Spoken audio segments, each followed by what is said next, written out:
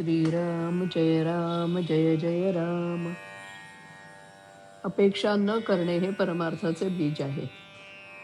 जिथे रोग असेल तिथेच औषध लावले तर उपयोग होईल. दुःखाचे मूळ कुठे आहे हे प्रथम पाहावे. प्रपंचात काही न्यूनता पडली की दुःख होते. श्रीमंताच्या किंवा गरिबाच्या सुखदुःखात तसा फरक तो कोणता? एखाद्याजवळ पैसा पुष्कळ आहे परंतु मूलबाळ नाही म्हणून तो दुःखी असतो, तर दुसऱ्याला संतती बरीच आहे पण पैसा नाही म्हणून तो कष्टी असतो. तिसऱ्याला संतती संपत्ती वगैरे सर्व आहे परंतु पोटदुखीच्या विकाराने तो बेजार आहे. एकंदरीत सुखदुःख कोणालाही सुटली नाहीत. जितक्या गोष्टी कमी पडल्या तितक्या प्रयासाने सुद्धा आणल्या पण न्यूनता काही सरत नाही. दुःखावर आपण वरवर उपाय करतो परंतु आपल्या दुःखाच्या मुळाशी आपले मनच आहे हे नाही आपल्या ध्यानात येत. खरोखर सुखदुःख हे वस्तूत नसून आपल्या मनस्थितीवरच अवलंबून आहे. वस्तू चोरीला गेली त्यावेळेला झोपेत आनंदात होता पण जागे झाल्यावर वस्तू गेल्याचे समजल्यावर दुःखी झाला. म्हणजे दुःखी होते ते मन. जेव्हा औषध द्यायचे ते मनाला द्या. संतांनी मनाला शिकवण दिली. आजवर आम्ही विषय सुख सख्या मुलाप्रमाणे भोगले आणि परमार्थ सावत्र मुलासारखा केला.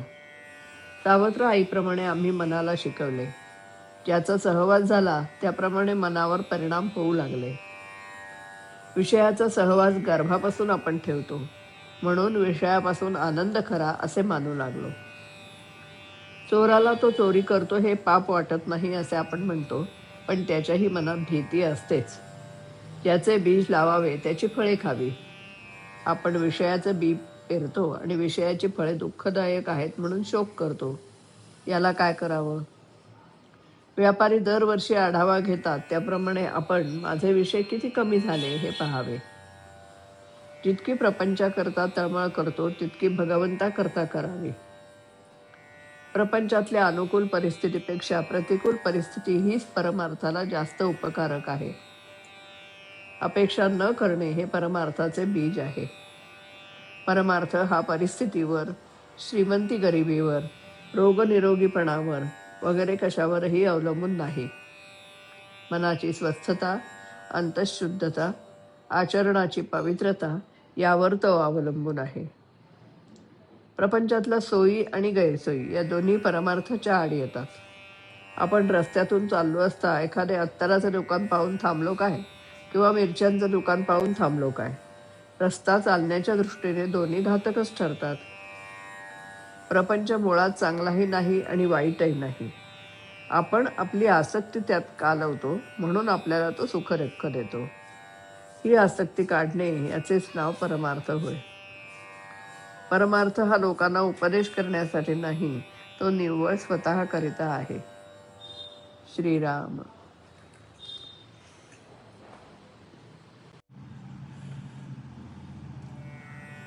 कष्ट किती है कल्पवेना, न्यूनता काही सरेना. न्यूनता काही सरेना. मनच आहे हे मुळाशी, दुःख म्हणून या जीवासी. मनच आहे हे मुळाशी, दुःख म्हणून या जीवासी. नाम मोफत केववेना, न्यूनता काही सरेना. नाम मोफत केववेना, न्यूनता काही सरेना. औषधी देणे मनाला, बोध करणे मानसाला. औषधी देणे मनाला, बोध करणे मानसाला. विषय सुख परी सोडवेना, न्यूनता काही सरेना.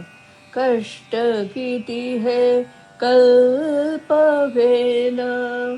न्यूनता काही सरेना.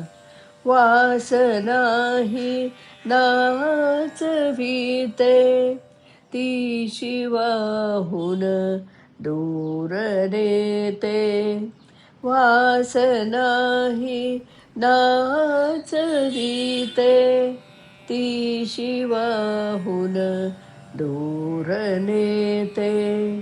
मीपणा काटाकवेना. न्यूनता काही सरेना. कष्ट किती है कल्पवेना. न्यूनता काही सरेना. न्यूनता काही सरेना. न्यूनता काही सरेना. श्रीराम